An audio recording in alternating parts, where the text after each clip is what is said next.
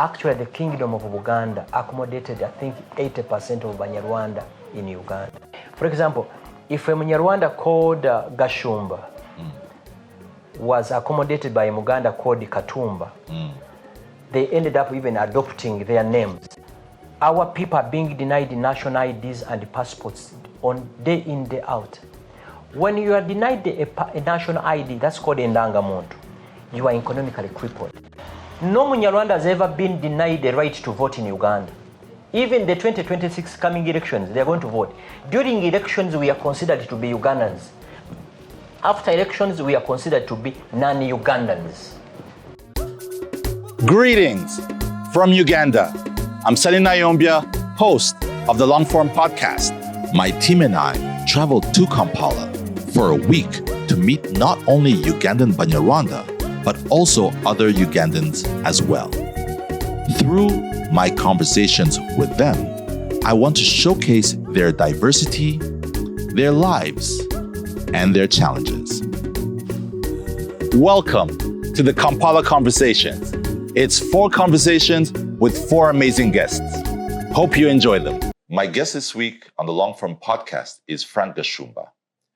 A Kampala-based businessman, Frank Gashumba is also a motivational speaker as well as social commentator.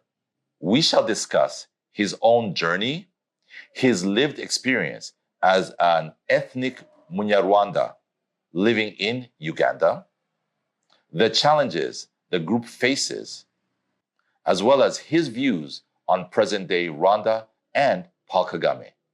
Before this episode starts, I want to make a deal with you. About 85% of you who watch this podcast frequently haven't yet hit the subscribe button. If you enjoy what we do here, here's the deal I want to make with you. If you hit that subscribe button, I promise you that we will keep making the show better and better in every single way. I hope you choose to come along with us on this journey. Now let's get into the show. Mr. Frank Gashumba. Yes, sir. Welcome to the Longform. Thank you. I'm looking around this office with photos of Paul Kagame. I see Ruto. I see Museveni. Yes. I'm sitting in these very comfortable chairs. Yes. Fantastic office. Thank you. It feels like you are a very successful man. I think who determines who is successful? But I can tell you, I fairly live a good life compared to the lives of what our grandparents lived. And I think the only way how we can appreciate God is looking at our history. Our history was terrible. So tell me about that history. So, unlike, say, in Uganda, where you are a bona fide star, if I can say that. No. But let me finish. My young viewers, listeners in Rwanda might not know you. A lot of Ugandans, as you said off camera, wherever you go, people recognize you and want to talk to you. Yes. So I want people to understand why I fought so hard to get an interview with you. Who is Frank Gashumba?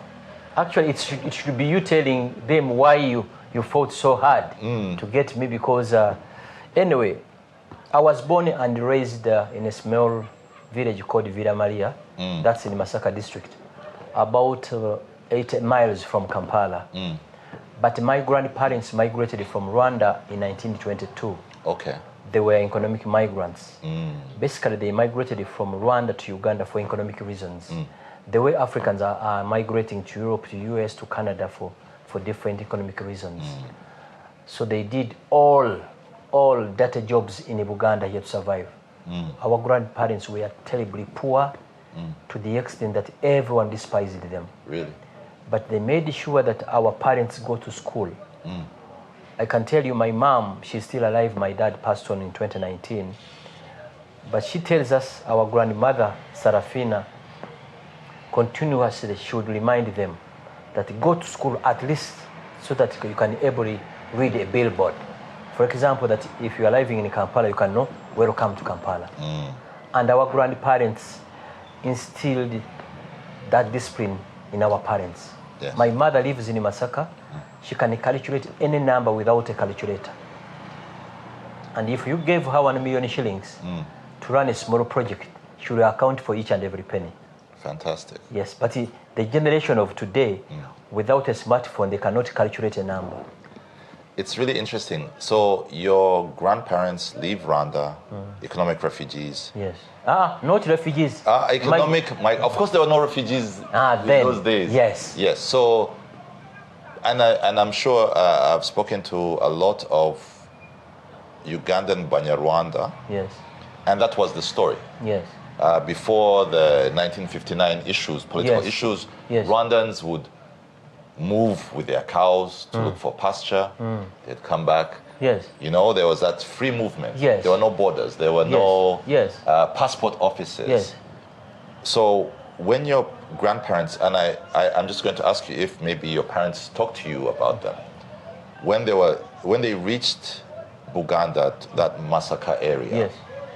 Were they working were they working in the coffee? Were they working in the shambas?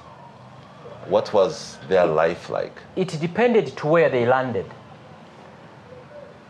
But when you visit Masaka, many areas where Banyarwanda settled, these are areas that were mainly where missionaries lived, near churches. Those that never lived near churches, they had to look for a local successful Muganda. Baganda were very, very accommodative to Banyarwanda. Actually, the kingdom of Uganda accommodated, I think, 80% of Banyarwanda in Uganda. Yes. By allowing them work in their shambas, by allowing them do all sorts of jobs. That's why, for example, if a Banyarwanda called Gashumba was accommodated by a Muganda called Katumba, they ended up even adopting their names. That's why that's why you find many Banyarwanda in Uganda having Chiganda names. For example, if my wife bared a kid, I had a duty and an obligation to introduce this baby to my master. And that master would give him or her a name. Wow. That's how it was here in Uganda. So are you saying that there might be some people who are ethnically Rwandan, but don't even know that they think, because you've said that, you know, that the baby is going to... The father would deliver introduce to the master that God has blessed us with a kid. And then this master would give him or her a name. And say, this baby is now called Chizito. Yes. Trust me, the 1948 census in Uganda, this one is going to shock you. The 1948 census in Uganda, the entire Buganda area, there were two tribes, mainly, Baganda and Banyarwanda. The first tribe was Baganda, the second tribe was Banyarwanda. That's 1948. The same census of the 1948, in the entire Uganda, Banyarwanda were number 5. Can you imagine? The entire country called Uganda, Banyarwanda were number 5 in the census. So your parents, they were from Masaka. Were you also born in Masaka? Yes, I was born in a missionary hospital called Villa Maria Hospital. Yes. When Ugandans who know Uganda very well, Villa Maria, it's a brand name. Where I hail from, there are like over 20 schools in the same area. This is what the Catholic Church did in Uganda. In a community, they would put up a hospital, a primary school, a secondary school, and a university sometimes. Yes. For example, where I hail from, there is a seminary called Katigondo National Seminary. It's at the level of a university. So basically, each and every facility that you needed was there. Now, look at a community where there are like 20 institutions. If there are 20 institutions, that means there are many job opportunities. That's how our grandparents ended up working in such communities. And so you were born, what year were you born? I was born in 1973. So 1973, you're born in that community. And obviously that was during Idi Amin's reign. Yes. what was, when you started, because you usually start having memories at the age of 5, moving forward, you start remembering things. What was your childhood like as a second generation Rwandan, Banyarwanda, living in Buganda? First, fairly, our dad lived a successful life. Our dad was a farmer. Yeah. Our dad was a businessman. Our dad had coffee factories. He had 3 coffee factories. Oh, so he was very successful. Yes, our dad had, honestly, he had money. So we fairly lived a good life from day one. But what I remember at home, our dad had like 70 servants. People would come from Barara, from Kabare, from Rwanda, doing all sorts of jobs at home. And I remember every weekend he would be paying up people money. Because he had shambas of coffee, he needed a big staff of them. That's the life we lived. And the schools we went through, like St. Francis Villa Maria Primary School, it was a few meters from home, it was a walkable distance. That's the life we lived. But beyond going at school, from day one, I don't recall ever seeing democracy at home. Our dad was very tough, very extremely tough. During holidays, we would work from morning up to sunset. In the evenings, we had to milk cows. In the mornings, we had to milk cows before we go to school. That was our father. And he was telling us that we will only appreciate him when he's gone. Now that he's gone, that's when we realized that what he did was the right thing to do. So my dad lived a good life. He was a successful businessman. In 1974, he traveled to Rome to meet the Pope. It wasn't, he's at home, our dad had 3 cars. He had 3 trucks and one Audi car. It sounds like your family was very well integrated into the community. There was very. Even now, Banyarwanda, we still live like a community where we hail from. The discrimination is in Kampala, in the government offices. But where we live, we still live like a family. I don't recall a day I was discriminated. It was not there. We lived like a family. This discrimination is in Kampala. Actually, in 2 offices. In Nira, there's a body in Uganda that issues national IDs in Dangamuntu. Then there is a passport control office, the body that issues passports. That's where that discrimination is. But as communities, we still live like a family. We marry each other, intermarriages. There is no Muganda family where you won't find a Banyarwanda. It's very interesting that because around the same time, so my family came into Uganda around 1961. They were political, they were the refugees. Yes. They were what they call the original caseload refugees as a result of the issues around the 1959 atrocities in Rwanda. So they were moved into the refugee camps. Yes. So their experience in the refugee camps was very different from your experience. Yes. And so it's very interesting for me when I talk to my grandfather, he's still alive, he's 100 years old now. Oh. And so I one day sat down with him and really spoke to him about his experience in the Nyachivala camps and the Chaka camps. And his experience was one of constantly fighting with the community, trying to survive and having those issues with the people that surrounded the neighborhood. And it's so interesting now to hear from your perspective. So Nyachivala was maybe, let's say maybe 200, 300 miles from where you're staying. And to hear your very different life experience. In Uganda, there were no refugee camps. No, there were no refugee camps in Uganda. What was in Uganda? Every Munyarwanda that migrated from Rwanda and he came to Uganda, the Buganda kingdom of Uganda accommodated him like theirs. There were no refugee camps. I've heard of refugee camps after I growing up. You get it? Actually, let me give you this. There are 3 categories of Banyarwanda in Uganda. The Banyarwanda who were cut off Rwanda because of the 1884? Berlin Conference. Yes. Those whites sat in Berlin, no African was represented, and they divided Africa the way they wanted. There's that group of Banyarwanda. There's a story that makes me laugh every day. There's a family that was cut off Rwanda, you know, Kisoro border. A pit latrine was left in Rwanda, and the house was left in Uganda. So when the family wanted to ease themselves, they'd walk to Rwanda to ease themselves, and they would sleep in Uganda. There's another family, there's a Banyarwanda who had 2 wives, and he had 2 homes. One home was left in Rwanda, another home in Uganda. And so therefore the children from different wives became different nationals. You get it? That's one group. Then there's the economic immigrants. Those are our grandparents who came to Uganda purely for economic reasons, to make money. Yes.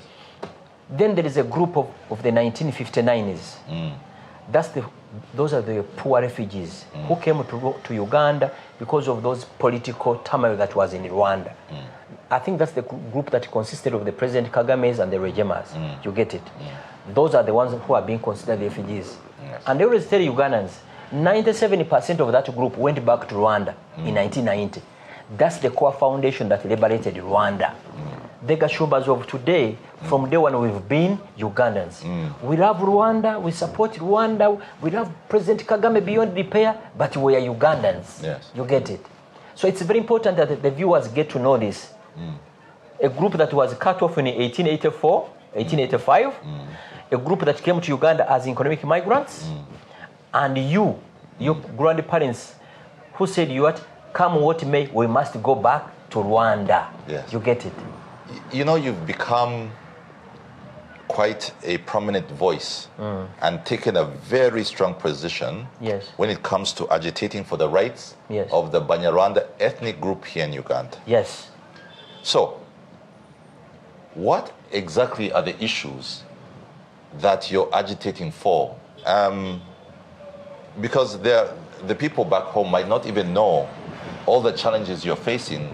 When I last spoke to Andrew Mwenda a month or 2 months ago, he gave me an example. He talked about a young man who had gotten a scholarship. This was a young man who had never been to Rwanda. Yes. Was born here. His parents were born here. So he goes to get, obviously he needs a passport to fly and get his scholarship. And he was denied a passport. Yeah. Is that something was that just a single story, or were those challenges actually a systemic issue? My brother, it disturbs me that we Africans still look at ourselves based on where we hail from. It disturbs me beyond repair. I've been to over 48 countries that I've visited. When you go to Europe, let me give you an example of Germany. If you flew to Germany, Gashumba also flies to Germany, another African from Ghana, Malawi, Zambia, those Germans don't even know where we come from. No. They look at us like black people from Africa. But we in Uganda or in Africa, we still look at ourselves based on where we hail from. US, I think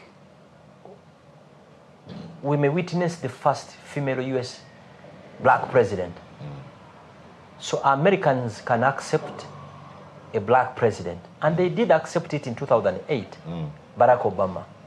But in Uganda, we still look at ourselves on best where we hail from.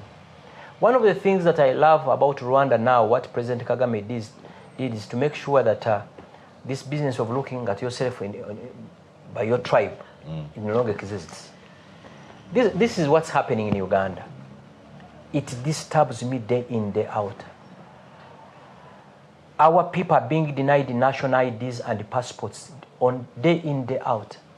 When you are denied a national ID, that's called indangamuntu, you are economically crippled. In Uganda, when someone denies you a national ID, you cannot open up an account in a bank because it's a must.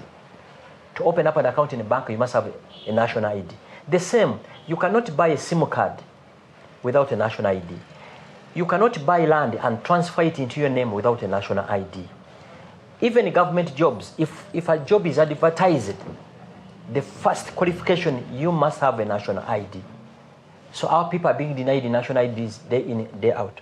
And the people I'm talking about, they have never stepped in Rwanda. They don't even know how Rwanda looks like. We did a study. 92% of people that are being denied national IDs in Uganda, they look at Rwanda the way they look at Kenya, Tanzania, or Zambia. Those are people being denied national IDs. These are not small cases. Every day we receive between 1 to 5 people who are being denied national IDs. And I said, someone must stand up and speak out. We've been doing that. Passports, I'll give an example. To apply for a passport, you must have a national ID. And those who have national IDs, they are denied passports. They are said they are Rwandans. Do you know why they say that? They say that your appearance, you look like a Rwandan. That you have a name, that the same name, citizens of Rwanda have such names. Yes. For example, if you are Nkuranga, Ngarambe, such names, you get it. These are weird stories. And the people that are being denied national IDs or passports, these are people that are allowed to participate in elections in Uganda. Wait, so let's go slowly. So the same people who do not have national IDs can vote? Yes. But I think voting is only for citizens. Yes. That's the question I always tell them. No Munyarwanda has ever been denied the right to vote in Uganda. Even the 2026 coming elections, they are going to vote. During elections, we are considered to be Ugandans. After elections, we are considered to be non-Ugandans. How is that possible? It's possible. Some people in Uganda have become gods in this country. The type of, I even call it apartheid. What's happening at the immigration, it's unbelievable. Let me give you, we've met the president of Uganda. There is no person we've not met in Uganda on that subject. We've met the president of Uganda countless times. We've met the speaker, the former speaker of parliament, Jacob Olanya, same subject. We've met the current speaker twice. She has even referred our matter to the Committee on Internal Affairs and Defense. We've met the Uganda Human Rights Commission. We've met General Salimu Saleh, who is the de facto vice president in Uganda. And he tells us that this is something very small. We've even met General Muhoozi Kainerugaba on the same subject. And he always tells us this is something very small. You get it? And I'll tell you this. Young girls and young boys who are dying to get these passports, they want to go to Dubai, they want to go to Saudi Arabia, they want to go to Kuwait to do these normal jobs. You get it? It's very, very disturbing. Very disturbing. Let me give an example. When you're applying for a passport, you go online, you apply. After you go online, you are told to pay 250,000. That's for an ordinary passport. The moment you pay for that passport, you are told to appear for the interview. When these people appear for the interview, they are told you are not Ugandans. Can you prove to us that you are Ugandans? What they are told, go and bring letters from local LOCs to prove that is local councils. Local councils. So someone goes to the village where he hails from. The entire committee of the village recommends that, let's say, Mutoni, Faith, she's a Ugandan. We've known her for the last, let's say, 30 years. We know her parents. We even know her grandparents. The same letter, she takes it to the second level. That's LOC2. The LOC2 also, chairperson, certifies it. In Uganda, what they call GISO, Gombola Intelligence Security Officer. That person oversees the intelligence of an area. That person also certifies that this person, she's a Ugandan. That person goes ahead to the LOC5, also stamps to prove that this person is a Ugandan. And the district security officer. The district security officer oversees the intelligence of a district. She brings those documents to the migration. And she's told, you are not a Ugandan. Can you go and bring graduated tax of your grandparents? You get it? Some of them, luckily enough, they have them.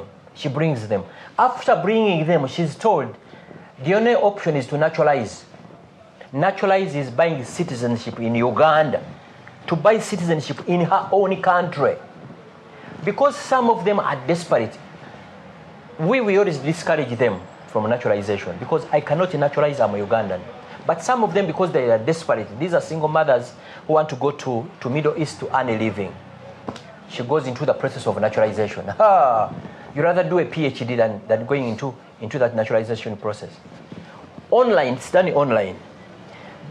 There is a stage where you reach and you are told, mention your country of origin. She mentions Uganda because she was born in Masaka or Jinja or Mubende. The system rejects it and it brings Rwanda. Because they are desperate, she clicks Rwanda. When she clicks Rwanda, she's told, go to Rwanda, we need a letter to certify that you are Rwandan. Usually they don't go to Rwanda. They go to the Rwandan High Commission here. The Rwandan High Commission certifies, you know what, we've searched through our database, we don't see so and so as our citizen of you, as a citizen of Rwanda. She takes it there. When she takes it there, she's naturalized. On the naturalization certificate, they show that Faith Mutesi, a Rwandan citizen, has denounced the citizenship of Rwanda. There is something I wanted to show you that it will help you in this interview. Are you sure? Give me that phone. Give me that black phone. This one's going to go show you what we are talking about. What is this, Frank? This story is very touching. I think we may not record because I want to take this story to number one. I want you to read this before you go for the interview.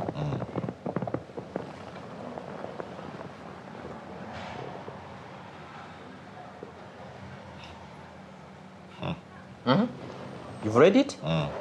It's going to help us in this interview. Read this.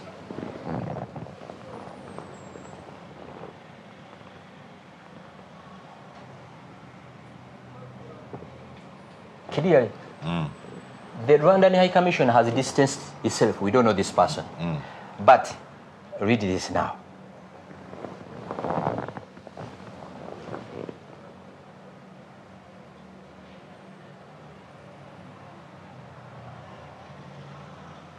They issued her passport after naturalization.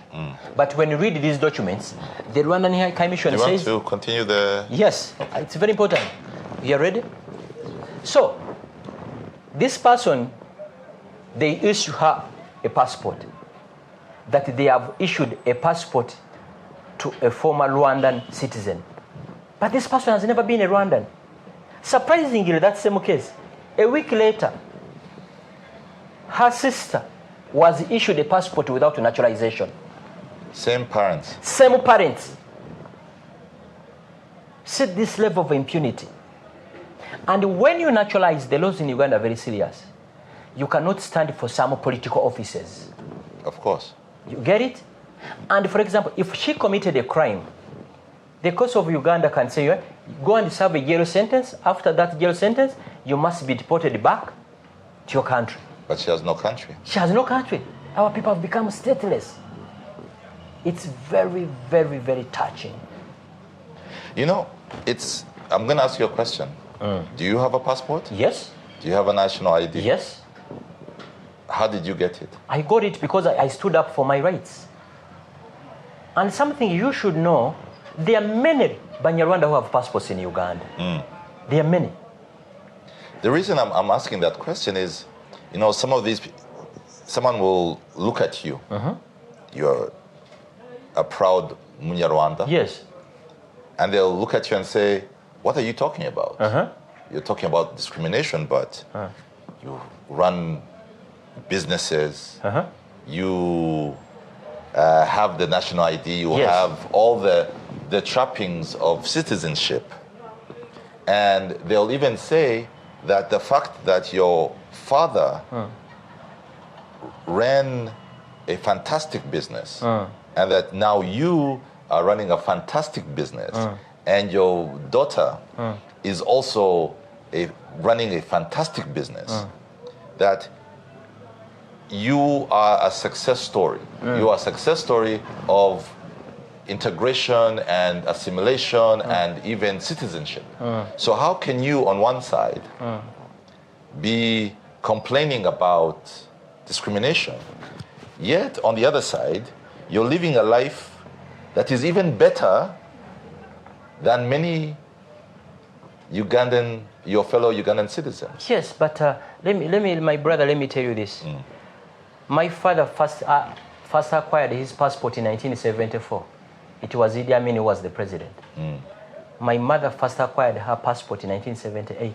It was Idi Amin. I belong to the country of Uganda. I don't belong to the government ruling this country. There's a big difference. Nobody should ever determine my rights. My rights are determined by the Constitution of Uganda, not small individuals. Let me even throw some more light. The Constitution of Uganda is very clear, the 1995 Constitution. You can only be a Ugandan if you belong to the below listed indigenous communities. Baganda, Bacholi, Balango, Atesot, Banyankole, even Banyarwanda, we are number 24. The tribe called Banyarwanda, we are number 24. You get it? Meaning the Constitution of Uganda recognizes a person called Frank Gashumba, who is a Ugandan. But these gods at the migration, do you know what they do? They tell you, much as the Constitution of Uganda recognizes a tribe called Banyarwanda, prove to us that your grandparents were in Uganda before 1926. Can anyone prove that? Thank you, that's where I'm coming. They are saying, prove to us that your grandparents were in Uganda before 1926. Nobody, inclusive the president of Uganda, nobody in the government of Uganda can prove with the forensic documents that your grandparents were in Uganda before 1926. So they are doing, it's double standards. When Munyarwanda is applying for a passport, the game changes. You get it?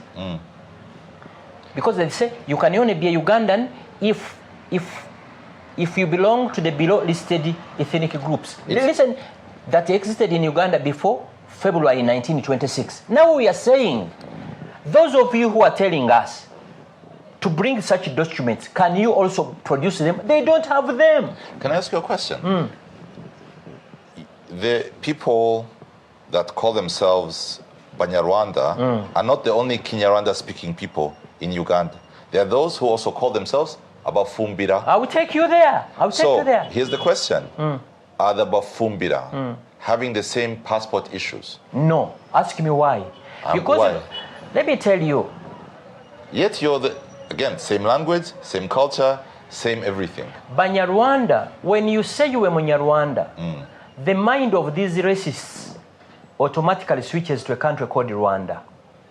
That's why we had started a project called Abavandimwe. I'm actually going to ask you about I'm coming. Bafumbira foresaw this.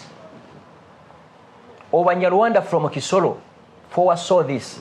And they started an ethnic group called Abafumbira. Because in the 1948 census, there were no Bafumbira. You get it? Bufumbira is an area. Yes. They call themselves Bafumbira because they hail from near Bufumbira mountains. Yes. And let me tell you, if you did a DNA on Mufumbira and a DNA on Munyarwanda, 99% they will match.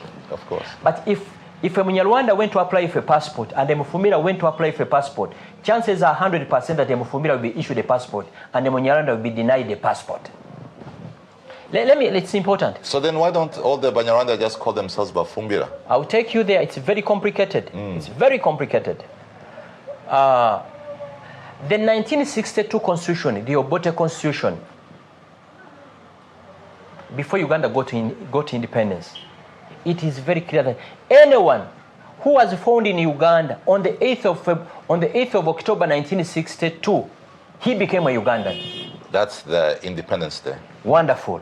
The 1995 Constitution that was drafted by this government is also very clear that anyone who was found to be a Ugandan the day the 1995 Constitution commenced, he continues to be a Ugandan. So these gods are the migration. It's deliberate to frustrate our people. What are they trying to gain? I think what they are trying to say, there's one who told me the options are very clear. You must find a tribe where you can hide. I said, no, I will never hide. But why do they want you to hide? Now, this is what we are going to do next week. We are going to the Constitutional Court. We want the Constitutional Court to pronounce itself. Because, my brother, it's painful. But I'm still trying to understand. you have lived in this nation. You've contributed to this nation. You are even the group that call themselves the Banyarwanda were part of even those who were part of the liberation fighters in the 80s that brought about this new government. So what exactly? What is the problem? Why all these issues? If Museveni loves us, let him stand up and be counted. When he wanted the term limits changed in Uganda, he made sure that the term limits are scrapped out of the constitution. When he wanted the age limit scrapped, he made sure that it's done. The current NRM government in power, there are two tribes that fought to capture power. It was Uganda and Banyarwanda. Those are facts. Two of them, we know them. Paul Kagame was among them, Regema was among them, and genocide. Actually, those who know the late Regema will tell you that sometimes he would say that if I was not number one, I was number two in that war. You get it? So it disturbs every Munyarwanda. Why are they discriminating us? You get it? I also don't know. You said it that Gashumba, why are you have a passport, you have a national ID, why are you always speaking out? Yes, an injustice committed to one of us is an injustice committed to me. When a young girl walks into this office crying that she has been denied a passport, I see my own daughter. When a younger boy is being denied a passport, I see my own brother. That's why we are standing up to be counted, and we are not going to stop.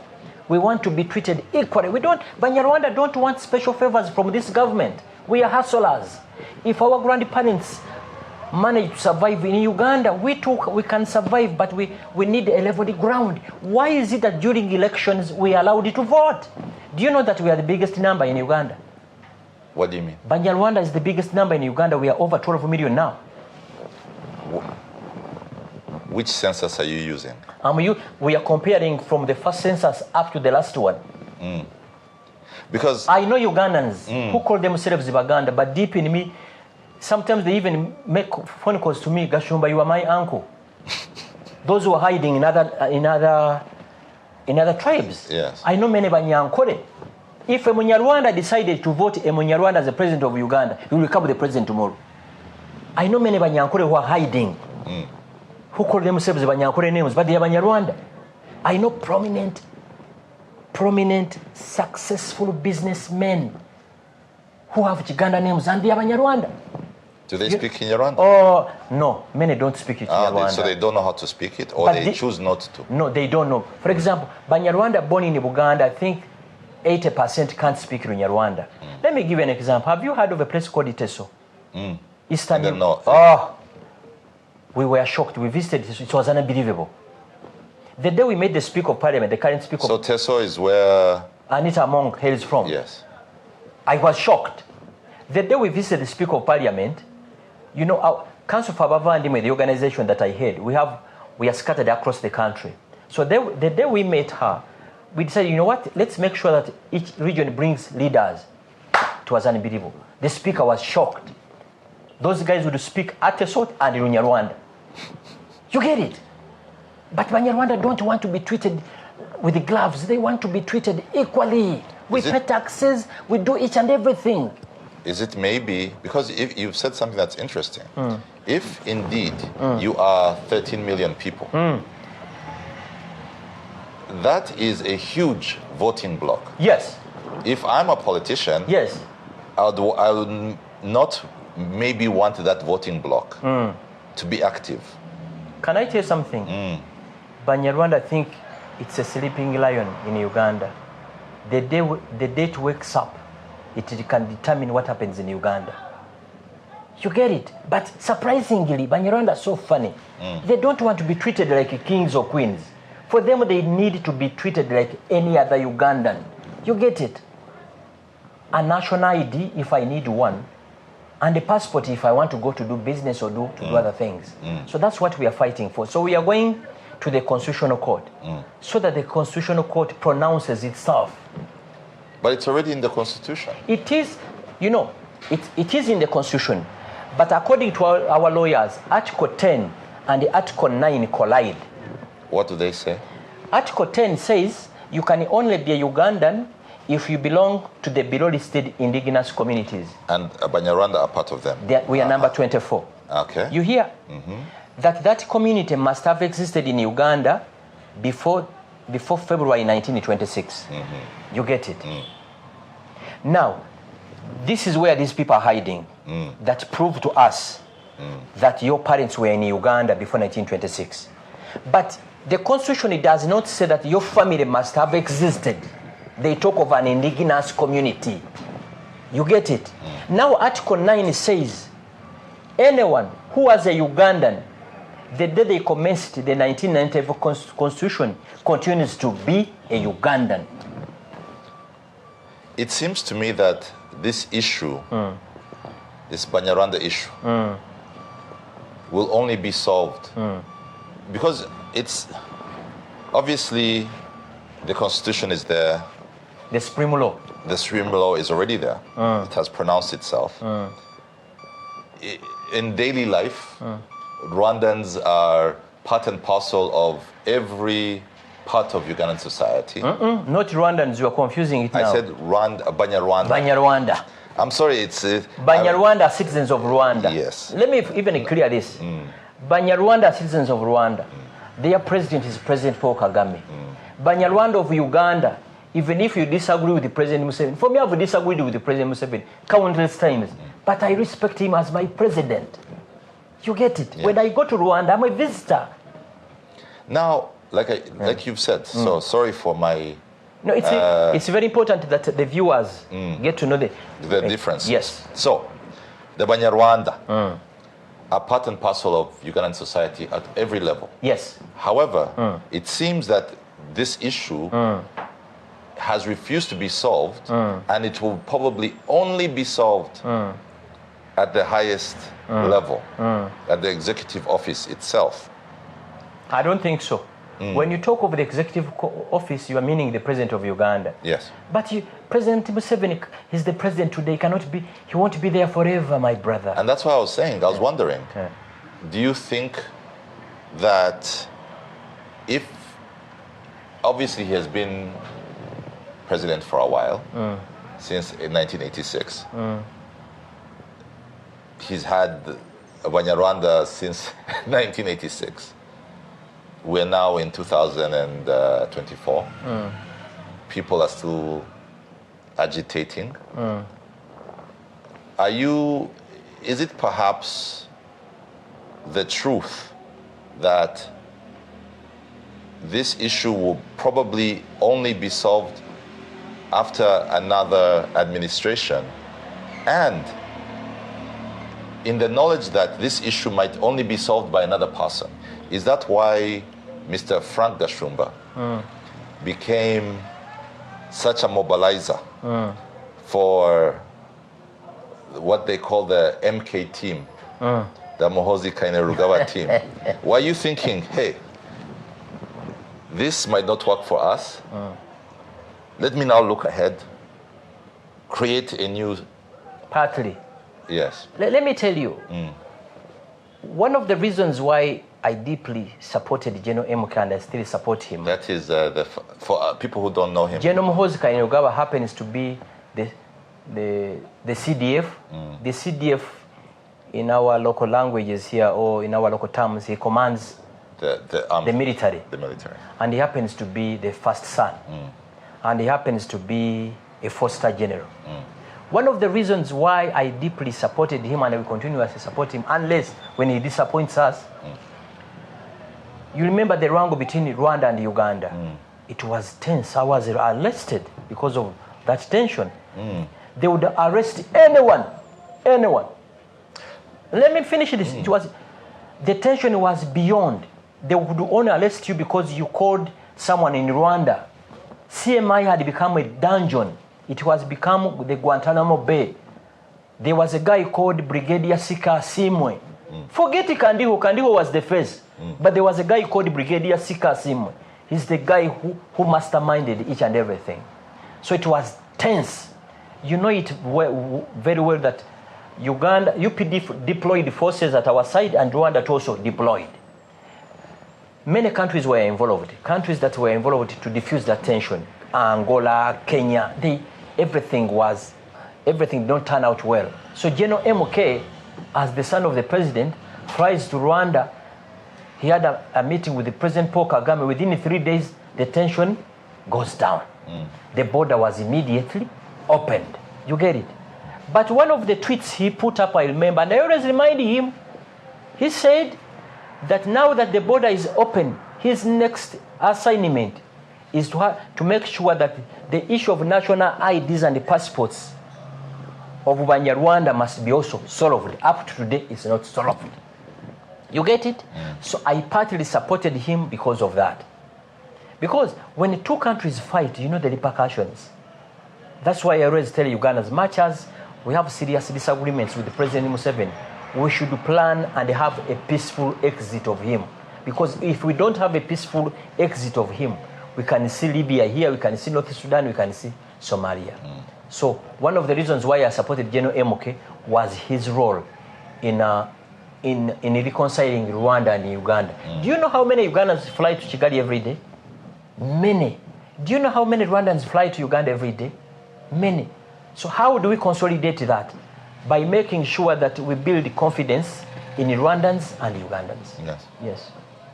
And so, like I said, back to my question, which was, is that when you think about the support that you gave to the man, you are saying, this man, if he becomes the next president,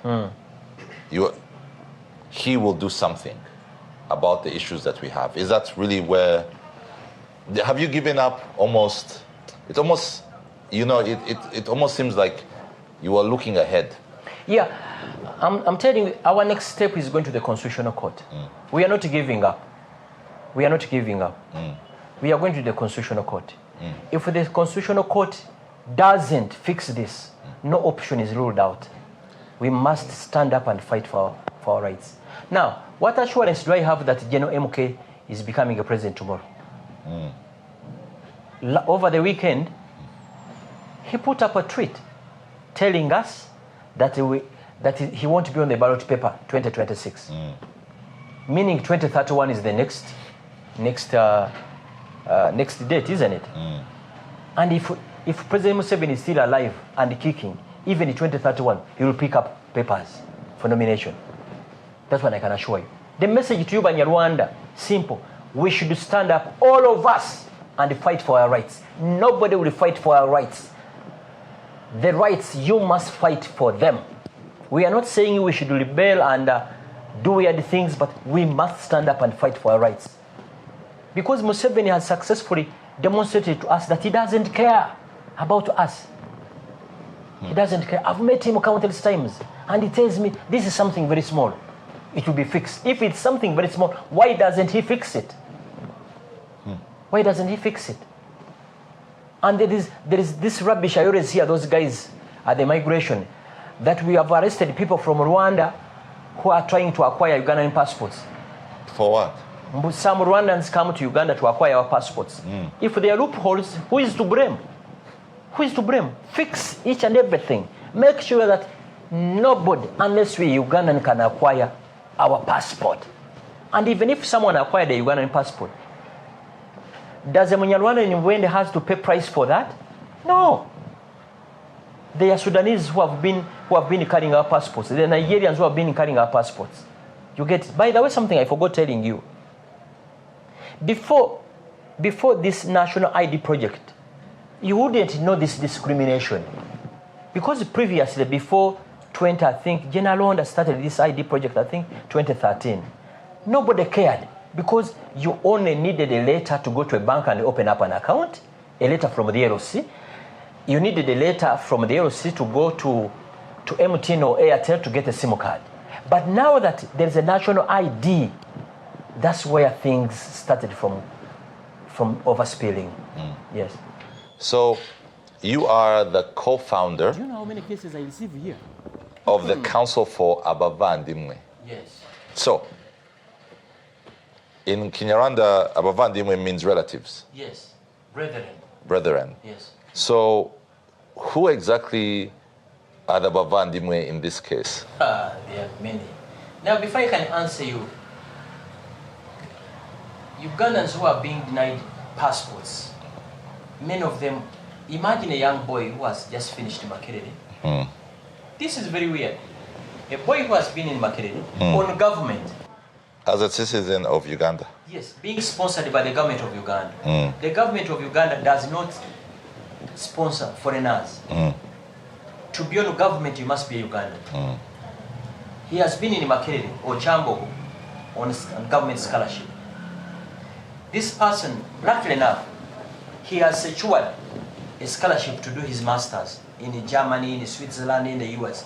Fully paid for everything. And you deny him a passport. That person will never forgive you. There's a case that shocked us. A young boy had secured a fully paid for scholarship in Canada. They denied him a passport. And his father was a serving UPDF officer who had been in UPDF for 22 years at the rank of a sergeant. They denied him a passport. There's another case that's... So wait, so you can die for your country, but your child cannot get a passport? Yes. It doesn't make sense. Yes. There's another case that sparked off this ruffle between me and the immigration. A young girl was traveling to South Africa. They denied her a passport. I went and met the former CDF, David Muhoozi, who happens to be the State Minister for Internal Affairs. The State Minister for Internal Affairs has powers to override anyone. What he did, he told me, I want to meet that young girl. Within 3 minutes, the girl was in his office. David Muhoozi, a former CDF, a 4-star general, a lawyer, interviewed this girl for 3-4 minutes and said, they should issue a passport. Those junior officers refused issuing her passport. Then I went, it had become a battle. At last it was issued to her. But her parents, the father, happens to be an LC3 chairman of an area. An LC3 chairman of an area. The father is an LC3 leader in an area, and you are denying her daughter a passport. You get it? That's how terrible it is in Uganda. And so how does that come up with the Abavandimwe now? Now I'm coming to Abavandimwe.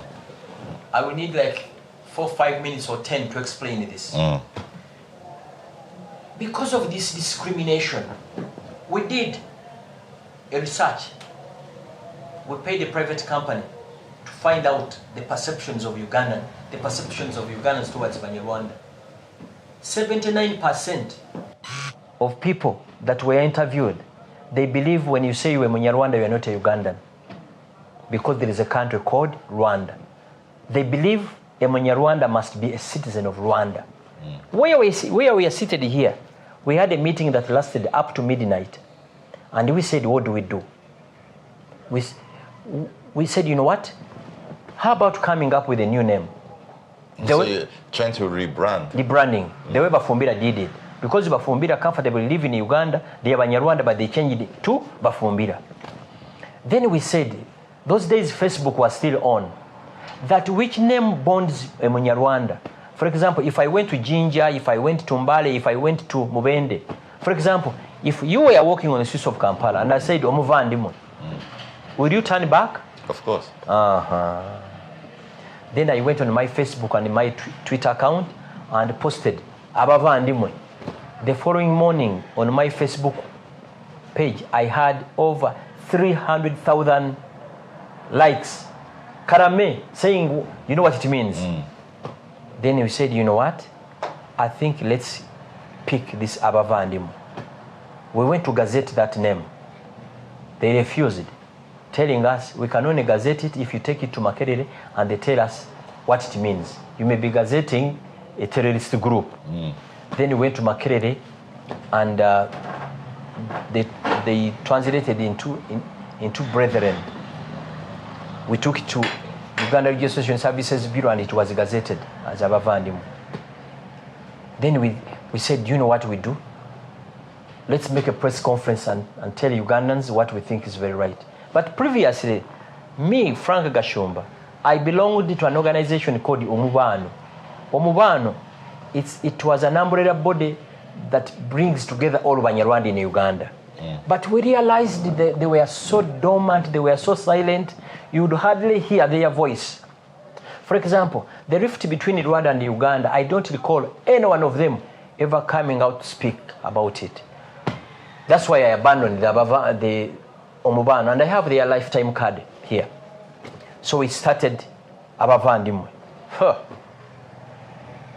It was news in Uganda. You call them Gen Zs. Banyarwanda below the age of 50 were very supportive. 92% were supportive of this new name of rebranding, calling ourselves Abavandimwe. But our old citizens, conservatives, were very, very angry at me. That how can you dare change our name? I said, you people, Bafumbira did it, we can also do it. And calling myself a Muvandimwe does not change me from my DNA. My culture remains the same. Everything will remain the same. But isn't changing, because you're not changing because you want to change. No, it's like an umbrella. So, but you're changing because of pressure. It's not even pressure, because of the discrimination. Yes. So wouldn't someone say that by trying to change that, you are negatively impacting the community's true identity? This is what we saw. We traversed the entire country. I told you the age bracket that was very supportive. But we realized that what we must do first is to fight for our rights. Then we had to put the Abavandimwe project on hold. These days you can hardly hear me talk about it, much as I head the Council for Abavandimwe. Our group still exists, but what we are pushing now is the rights of Banyarwanda. We no longer push that we want to rebrand ourselves to be called Abavandimwe. Actually, if I display to you all the letters I have here, when we are writing to all government institutions, we talk about the rights of Banyarwanda. We don't talk about rebranding into Abavandimwe. Actually, my dream, I pray one day that Banyarwanda in Uganda treated like any other ethnic group. The moment it's done, I'll go back to Masaka and retire. Failure to do that, we are not retiring. You're going to stay in Kampala and continue fighting? Trust me, there are many threats. I've created enemies because I'm fighting for the rights of Banyarwanda. You won't believe this. There are people who would wish me death. And the level of corruption and the immigration is unbelievable. There are thieves, there are thugs seated there. I know people who have paid 7 million, 10 million to secure a passport. You get it? I know a family that sold a plot of land. Someone in migration needed 8 million, and they paid that money. So, but someone in migration. So let me play devil's advocate. They've said that they gave you instances of people coming in, according to them, saying that they're coming from Rwanda, falsely trying to get Ugandan documents. The issues of fraud, the issues of showing that you are who you say you are. And then they might come and say, you know what? Gashumba and his group are trying to force us into a corner and just open the gates for anyone. No, let me finish. Yes, finish. And just open the gates for anyone who has a Kinyarwanda sounding name, because guess what? We're not only found in Rwanda, people who have Kinyarwanda sounding names are also found in Congo, also found in Burundi, also found in Tanzania. Yes. That it might almost become a national security issue. and that actually what we're doing at immigration is ensuring the safety of Uganda. I agree, but making sure that no person, no foreigner ever acquires our passport, that does not mean that genuinely legit Ugandans should be denied passports. I support them and I'm willing to give them all the support they need in verifying. That's why we are saying if anyone is applying for a passport, let the local leaders prove. This office where you are seated here, if you walk into this office that you need a letter to acquire a passport, a recommendation, never in my life, we cannot issue a letter to you because we don't know you. People that happen to know you, these are the people you grew up with. You get it? One day we had a meeting with the president of Uganda. And I remember those are the days when there was a tension between Rwanda and Uganda. And we agreed with him. Now that there is this tension, and we hear there are Rwandans who secure our passports, this is the deal. Anyone that must acquire a passport in Uganda, he must bring a list of these documents. Additional to this document, let a senior citizen of that area also endorse that I know Frank Gashumba is the son of Antonio Gashumba of Villa Maria. Hear me. Additional to that, let the intelligence apparatus, internal security organization, do the verification of the documents this person has presented. You get it? And another thing, a Munyarwanda born in Masaka speaks Uganda better than Baganda. A Munyarwanda born in Busoga speaks Rusoga. A Munyarwanda born in Fort Porto speaks Rutoro. A Munyarwanda born in Munyoro speaks Runyoro. That was an additional measure. But surprisingly, these goods are the migration override each and everything. They have become the constitution of Uganda. Let me ask you something. Why is it that when I pay a bribe, you issue me passport? I like money. You get it? How about a poor young boy from Nakasongola, from Lugazi? You get it? It's like saying, earlier today, an immigration officer at the JFK arrested a black man carrying cocaine. And you terrorize all blacks flying into the US. Because you arrested someone carrying cocaine, that does not mean that all blacks flying to JFK carrying drugs. Okay, you can beef up the scrutiny, but you don't have to discriminate them. That's what we are talking about. Yeah. You get it? Basically, they have become the law themselves at the immigration. That's extremely sad. That's why we are going to the Constitutional Court. The Constitutional Court has 5 judges. Let those 5 judges pronounce themselves. Actually, initially, we had thought to go to the High Court. But when you go to the High Court, let's say with the 50 people who are being denied the passports, the judge may order the immigration to issue them passports. The next morning, another 100 will come. You get it? So we want this matter to be sorted once for all. That's it. Let's now change. Let's switch some lanes. We've spoken about this issue quite in depth of citizenship. But Abavandimwe did not finish it well. Please. Let me tell you. Are you a citizen of Rwanda? Yes. Aren't you Munyarwanda? Yes. Gashumba, isn't he a citizen of Uganda? Yes. Isn't he Munyarwanda? Yes. You see how confusing it is? My friend, the ambassador of Rwanda to Uganda, isn't he Munyarwanda? Yes. Gashumba too is also a Munyarwanda. Yes. So it's very confusing. Citizens of Rwanda are Banyarwanda. And in Uganda, there's a tribal called Banyarwanda. This is what we thought, that if we came up with Abavandimwe, it's not the Gashumbas to benefit our grandchildren. For example, if my grandchildren go to a school where they are Baganda, Basoga, and the ancestral, her friends will be knowing we have a friend called, let's say, Linda Gashumba Abavandimwe. You get it? That's what we had thought. And I can tell you in front of a camera, it was not out of a bad intentions. We were looking for a solution. You get it? But I think that using marketing tools and rebranding tools for such systemic, cultural, social issues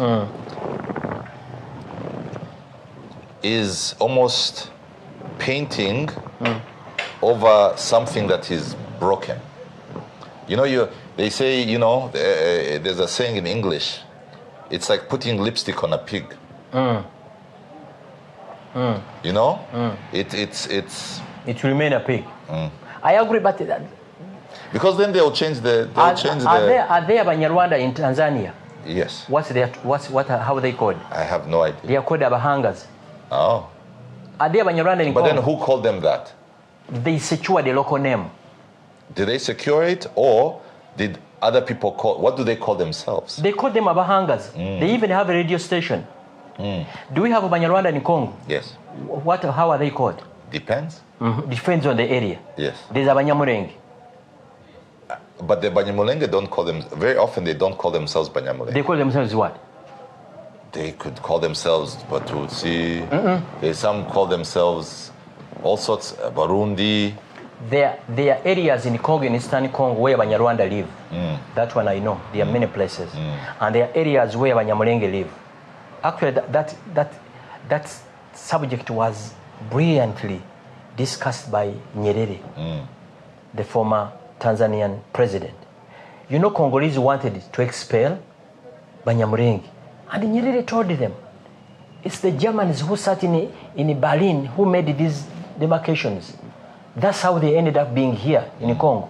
If we want Banyamulenge to go back to Rwanda, they should go back with their land. You get it? If you did a DNA on Banyamulenge, it will match you, it will match me, it will match any other Banyarwanda. But they are called Abanyamulenge. And when you hear them talk, they love Rwanda, they support President Kagame, but they are Congolese. Yes. The way we are. I love President Paul Kagame, I love Rwanda, I love you Rwandans, but I'm what? I'm a Ugandan. You get it? And proudly so. Very proudly African. Yes. You get it? So let's switch lanes now. So I know that you go to Rwanda quite a bit. You were recently there as an official guest during President Kagame's inauguration. Yes. I saw that you really enjoyed yourself. How did you know? Social media. So, as someone who, if I may, has a foot in both countries, you know, I'm pretty sure that you probably have cousins on the other side. Yes. You have cousins here. Yes. And I have even cousins in Tanzania. There you go. Even in Kenya. I want to ask you, as someone who has a foot in both places, what are some of the lessons we can teach each other? As Ugandans teaching Rwandans, as Rwandans teaching Ugandans. Because now you are almost a bridge. What are the lessons that we can teach each other?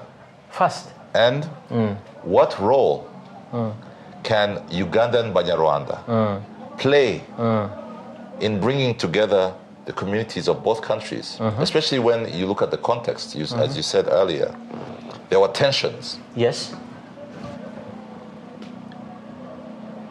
But there were tensions between two nations that have actually between the two leaders, not nations. No, the leaders represent nations. No, let me that tension, do you know Ugandans would cross to Rwanda and take Inzoga? Do you know Rwandese would cross, or Rwandans would cross to Uganda? Much as there was a tension between President Kagame and President Museveni. But communities at the border points continued to live like a family. Do you get my point? I mean, I cannot talk about... I don't like to personalize it because you also spoke about here.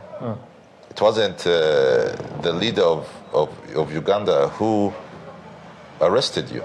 Yes. It was the state. It was the Ugandan state. It was not even the state. Someone who can use state tools to harass you. That is the state. You get it? I'll even give an example. They arrested my friend called Dr. Muganga. It's the president of Uganda who ordered his immediate release. They were covering into that. You get it? Intelligence chiefs can create a war. Me and you can defuse that war. So, what is the role of the Ugandan Banyarwanda community in fostering? What role do you think you can play in fostering common understanding and further bonds of brotherhood? First, diffusing lies, building confidence between these brotherly nations. The moment we do that, actually, you are asking this question as if there's a general who sent you to ask that question, surprisingly. When General MK visited Kabale sometime, I think last year, we had an opportunity of crossing through the Rwandan border. One general I met there for the first time, I didn't know that he knew me. He put me aside, we had a brilliant conversation, and he did ask the same question. What can Rwandans and Ugandans do to make sure that we don't go back into this rift? By building the confidence between we ordinary Ugandans and Rwandans. By not believing in lies. By traveling to each country day in and out. When you travel to Rwanda, you are building confidence. When you travel to Uganda, you are sending a message to Rwandans that Uganda is safe. You can have fun 24 hours. You get it. That's the most important thing. Another thing, business. It's very important that Rwandans and Ugandans get to know if there is a rift between these two countries, we all suffer. If I'm doing business in Rwanda, meaning I want to be traveling to Rwanda. You get it. And the media shapes the way how we think. The media must be positive, must shape the destiny of Rwandans and Ugandans. The moment we do that, you will never hear this rift again. You sound like, whenever I see your posts from Kigali, you're having a great time. Do you ever see yourself relocating? To Rwanda? Yeah, why not? That's a nice one. You want to buy me a house in Rwanda? You're a rich man, you can buy your own. It's not rude. I think, do you know my sister? I have a sister living in Europe. She made a will that when she retires from Germany, she's going to retire from Rwanda. That's her will. That she thinks that's where she can live in peace. And I remember asking her why. That I cannot live in a country where everything is messed up. That's her argument. You get it. That's my sister. But I'm planning having a home in Rwanda also. Yes. Actually, I visited Bugesera. The president was campaigning in Bugesera, and I went there. I think I can acquire a small land and put up something to live in Rwanda. And there's a new airport coming up. If you are to acquire land, it's very important you acquire it before that airport opens. Because the moment it opens, the prices will go up. You get it? As I told my guest previously, is a question that I'm going to ask everyone on this. But before you were asking me, every time I visit Rwanda, I see a sense of leadership. You know, because there was a tension between Rwanda and Uganda, I had last visited Rwanda in 2018. Actually, there were weddings in Rwanda. I would not step in Rwanda. You get it? Let me continue. So after like 5 years, it was unbelievable. If you were kidnapped and dumped into Rwanda, into Kigali, you would think you're in a small city in Europe. It speaks volumes. It's about leadership. My first time of visiting Rwanda, it was in 1995, shortly after RPF taking over. Kigali was like Mbarara. Even worse. Even worse.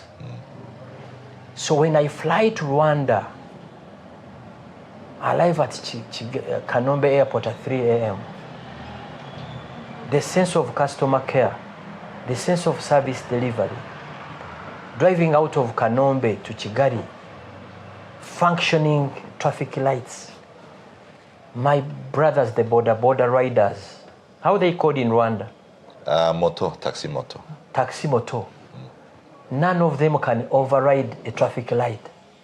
The green, it's unbelievable.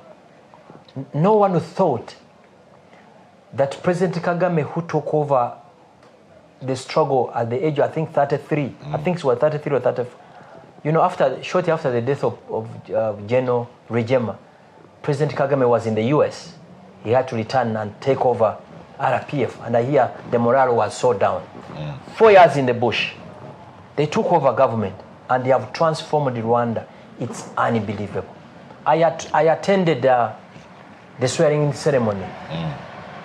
The Amaro Stadium is as if you're in a stadium in Europe. The sense of order, what I witnessed that day was unbelievable. But can I ask you a question? Why was it unbelievable? Don't Africans deserve nice things? They do, but have we witnessed them? They do, but have we witnessed them? I see Qatar in Rwanda. I see Dubai in Rwanda. I see Cape Town in Rwanda. It's about leadership. We had Wi-Fi at Amaro Stadium. It was unbelievable. I did not see anyone carrying a big gun at the stadium. I'm laughing. You may take them lightly because you live in Rwanda, but for me who lives in Uganda, it's unbelievable. The cleanness of police officers, RDF officers, the cars police drives, it's as if we're in Switzerland or Sweden. It's unbelievable. You Rwandans, you must be grateful to President Paul Kagame. We are. You Rwandans, I think it's a gift from God. Trust me. But the question is, will you Rwandans hold Rwanda after President Kagame is gone? President Kagame is not a man who came from the sky. He's a Rwandan. So, and I think one of the things that I see when I'm talking to different guests, young people, old people, is that sense of understanding who we are, what we want, and the fact that we are the ones who are going to get ourselves there, not God. You Rwandans. Yes. I agree. And I think maybe that's what, beyond everything else, that's what I feel that our president has given us, is that belief in ourselves. And then what we've then done is walk the talk at every level, whether it's the lower level with a local farmer who wakes up and says, you know what, I'm going to do better today. Whether it is a local administrative officer who's saying, I'm going to try to serve better today. A minister who wakes up and says, you know what, I'm going to build better today. It's everyone, it cannot be a one-man job. It's everyone believing in that. Another thing that I witnessed in Rwanda, the many times or the few times I've been there, sense of patriotism. I've not seen a country where young boys and young girls love their country the way Rwandans do, at every level. Even if you go to the private sector, they feel in Rwanda, they own Rwanda, which is rare. I've been to over 48 countries. But the type of patriotism I witness in Rwanda every time I go there, it's unbelievable. So it's prudent on the new generation, you Banyarwanda, you Rwandans, make sure that even if President Kagame is not there tomorrow, never to look back. Never to look back. I think from our lessons, maybe that's what happened in '94. We saw the worst, the absolute worst. Yes. And I think as a nation, we decided as a people that, you know what, we've seen hell. We know what hell looks like, hell on earth. Yes. And we said, okay, we have two options. We can live in the hell, or we can say let's move. And I think from our political leadership, they decided that we're going to move. We cannot stay in this place and be miserable and die. I agree. I've visited RDB. The type of commitment, the type of service delivery in that office is unbelievable. each part of Kigali or each part of Rwanda, they have, let's say, a 50-year master plan. In the digital form, this is what we want this place to be. And they do it. So Rwanda is beyond, they're beyond speeches and the rest. They're into the practical part of it. So it's prudent of, because one of the things that I believe that's President Kagame's peak. One of the things that challenges me, look what a young boy who was raised up in a refugee camp. He picks up ammunition, he joins President Museveni. They fight the Luwero War. From Luwero to Kampala. Then from Kampala to Kigali. If that story does not inspire you people, then your problem is bigger than Africa. This young man who was raised in a refugee camp, after the death of his friend, Rejema, he returns from the US. He takes over a labor group at the age of 33. God was on their side. They took over power in 1994, right? After 1994, he was the vice president, I think up to year 2000. He becomes the president. Beyond being we've seen many presidents. Even in South Sudan, he has leaders, but when you go there, it's unbelievable. I think he works 24 hours, 7 days in a week to transform the lives of Rwandans. Another thing before I can finish this, the government of Rwanda works for its people. Much as it's a poor country, the little resources they have, they are put into a bucket to make sure that every Banyarwanda is represented. You get it? Because I attended the inauguration ceremony. Boys and girls that were running the show, they were below the age of 30. I was really impressed. Sometimes I feel like saying, there are people who should live for many years and impact their lives, but you know, God's the final person who decides how many years you're going to stay on the planet Earth. But the transformation that I've seen in Rwanda is unbelievable. And I would encourage all of you who are watching me now, before you can think of visiting Qatar, Dubai, Cape Town, Paris, visit Kigali. Visit Kigali. Kigali speaks volumes. Kigali can inspire any country. At the inauguration ceremony, I sat next to the minister from Malaysia, foreign minister. And she told me, I was telling her that it's unbelievable what I'm seeing here. And she told me every time they visit Rwanda, Rwanda shocks them. It's about leadership. So now I'm going to ask you, I've taken a lot of your time, so I'm going to ask you the very last question. Please do. And this is the question that I'm asking every person on my Uganda trip. When you look 2 decades ahead into the future, what do you think the East African community, the East African region will look like?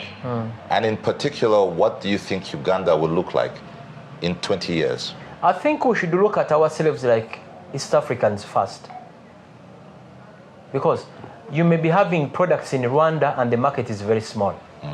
I may be having products in Uganda, but the market is very small.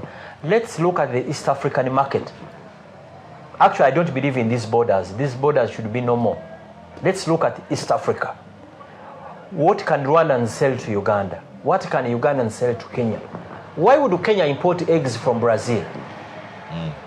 Do you know that the eggs UN uses in Somalia are imported from Brazil? You get it? That's what we should look at. How can we come up with innovation hubs that the latest IT, how they call them, apps are made from Uganda or Rwanda? You get it? Because at the end of the day, no matter where we go, we always be Africans. That's why we are carrying a passport. I don't know if it's the same in Rwanda. Ours, it has East African. I don't know how Rwandan passports look like. So we should not look at ourselves like Ugandans or Rwandans. We should look at ourselves like East Africans. What can I sell in South Sudan? What can I sell in Congo? That's the way I say. So do you think East Africa in 20 years will be what you wish it to be? Borderless, integrated? We should not wish only, we should fight for such ideas. For example, citizens must put their leaders at task. This is what we need. Why would I apply for a visa if I'm traveling to an African country? Honestly, why would I apply for a visa? I don't need it. It's taking me back to the migration. I remember asking those guys, you are issuing passports that bear this word, East African. Is Rwanda not in East Africa? Let's assume this person is from Rwanda. You just issue him a passport because he's in East Africa. Let's look at ourselves like East Africa. Then from East Africa, we can look at ourselves like Africa. You know this Jew is called the Inyange? Inyange. You know it? Do you know it's the best juice in Uganda? Do you know that? I failed to find it. You failed to find it. Do you know why?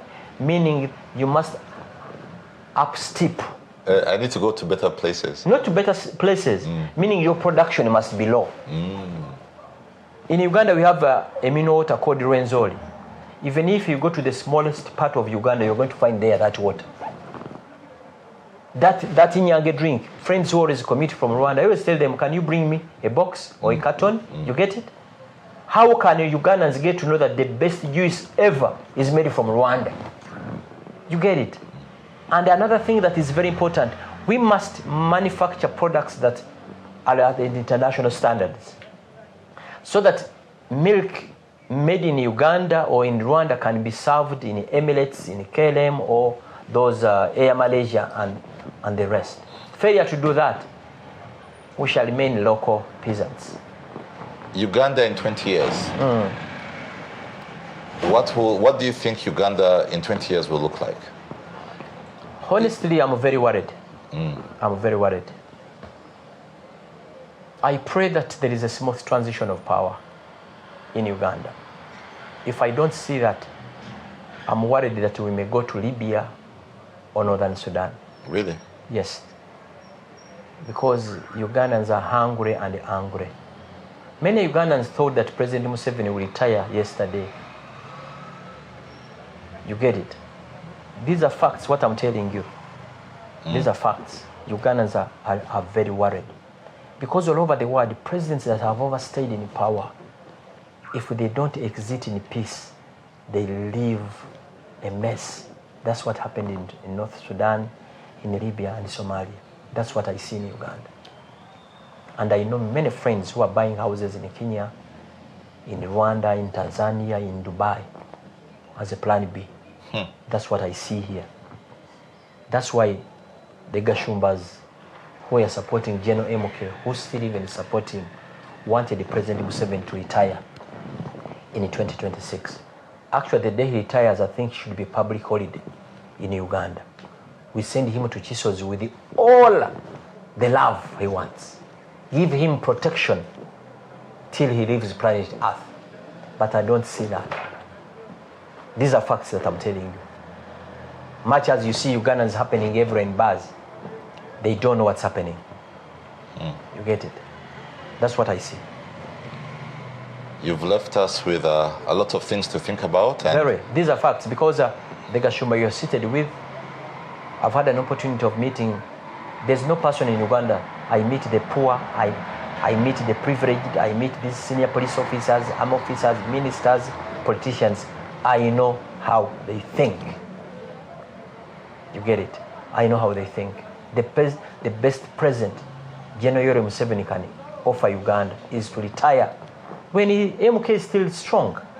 If he needs guidance, he will be there to guide him. Because I need a country where my children and my grandchildren will live in peace. You get it? You said it, that you people tested hell. We don't want to test hell in Uganda. That's what I feel. You are worried? Mr. Frank Gashumba, you've left me with so much to think about. You've left me, I wish you had left me with a bit more optimism. That's the Frank Gashumba. I don't sugarcoat, I tell you. Yes, because I meet people every day, everyone.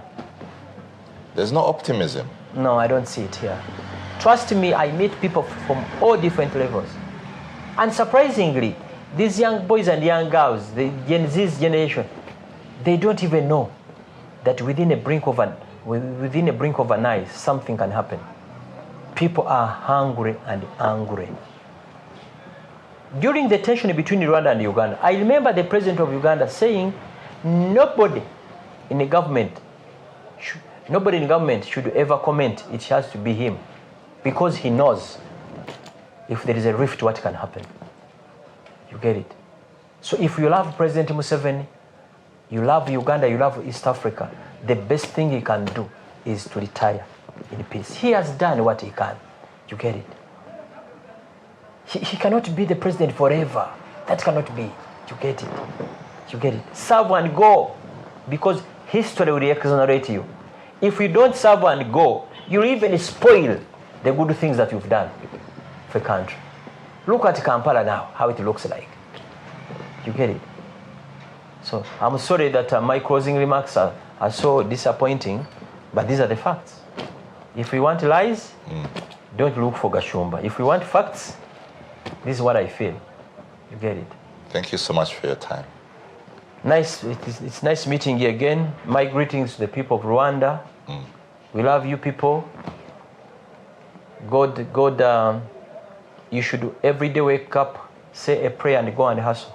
Much as the government in place must be working 24 hours to fix the country of Rwanda, you Rwandans also, you have an obligation to wake up every morning.